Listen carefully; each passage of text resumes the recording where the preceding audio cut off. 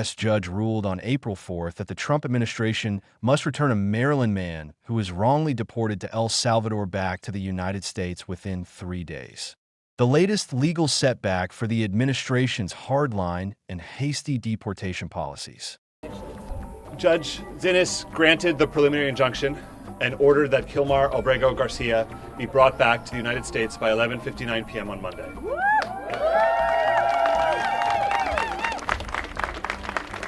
She found that the government did not dispute that there was no legal basis whatsoever for his deportation. She found that the government's arguments that she was powerless to order him brought back to the United States were without legal merit.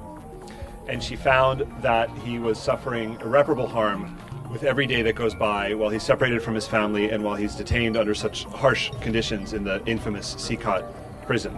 Plenty of tweets, plenty of White House press conferences, but no actual steps with the government of El Salvador to take it right, no actual steps to bring him back, and no actual steps to even communicate or provide documents to the lawyer who they sent into court to defend their actions.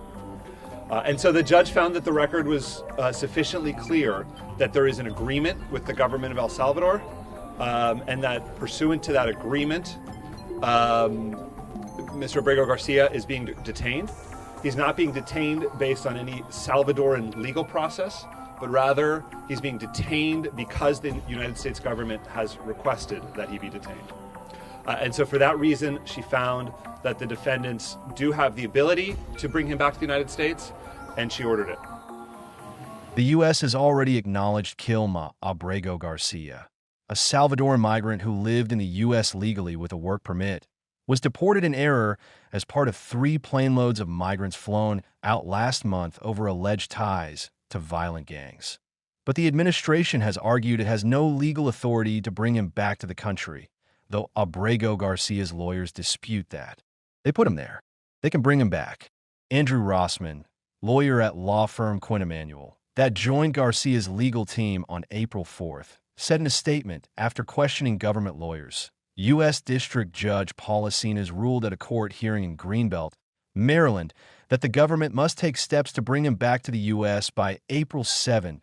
The Justice Department will appeal the order to the Richmond-based 4th U.S. Circuit Court of Appeals, according to a court filing after the hearing. In a statement, White House Press Secretary Caroline Leavitt said seniors should contact President Nayib Bukele of El Salvador because we are unaware of the judge having jurisdiction or authority over the country of El Salvador.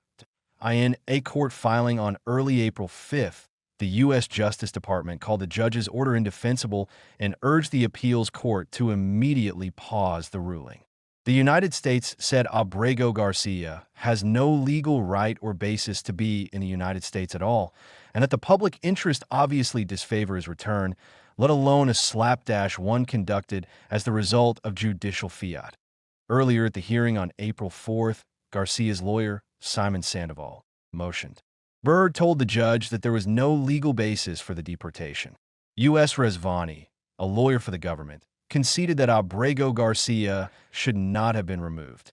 That is not in dispute, Rubini said in an unusual exchange.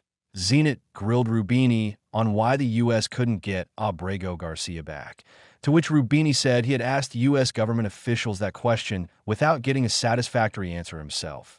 The case is the latest flashpoint in the Trump administration's crackdown on immigration, which has raised constitutional questions and drawn the rebuke of a judge in Washington who is weighing whether U.S. officials violated a court order which temporarily blocked the deportation of alleged Venezuelan gang members under an 18th century law given renewed life by Trump.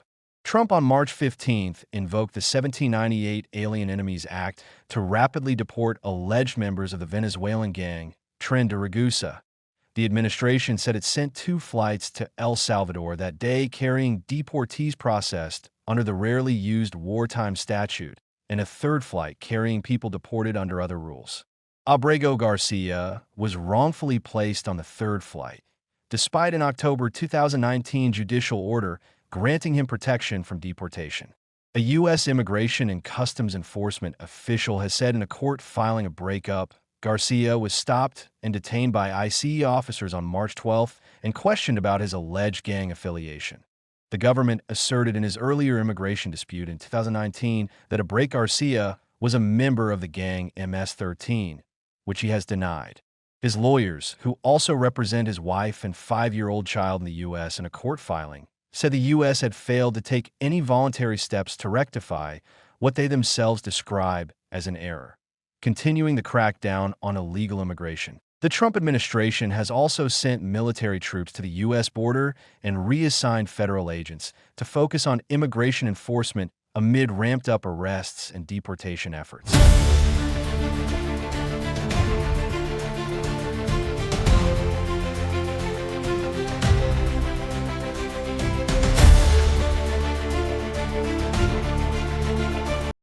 Multiple Ukrainians legally in the United States under a humanitarian program received an email this week telling them their status had been revoked and they had 7 days to leave the country or the federal government will find you.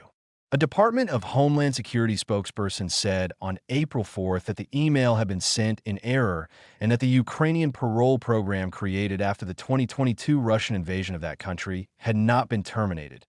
However, it was not clear how many Ukrainians received the email. Reuters reported last month that the Trump administration was planning to revoke temporary legal status for some 240,000 Ukrainians who fled the conflict with Russia. Such a move would be a reversal of the welcome Ukrainians received under President Joe Biden's administration, the mail read. If you do not depart the United States immediately, you will be subject to potential law enforcement actions that will result in your removal from the United States again. The DHS is terminating your parole. Do not attempt to remain in the United States. The Department of Homeland Security sent a follow-up note on April 4th informing them that the order was in error and that the terms of your parole as originally issued remain unchanged at this time. One Ukrainian parolee who asked that her name not be used for fear of retribution from the U.S. government said she couldn't breathe normally and was uncontrollably crying. Upon receiving the email, the woman said she had renewed her immigration status last August and had been told that it was valid for another 2 years, and she racked her brain trying to figure out what she had done wrong to be booted from the U.S. She could think of no reason saying, "I don't have as much as a parking ticket that don't post on social media." Notably, the Biden administration welcomed roughly 240,000 Ukrainians under a policy known as Uniting for Ukraine or U4U that allowed Americans to sponsor Ukrainians displaced by Russia's invasion. More than 20,000 Ukrainians who fled to Mexico at the start of the war were also allowed into the U.S. under the Parole Authority, which allows officials to offer temporary work permits and deportation protections to migrants on humanitarian grounds.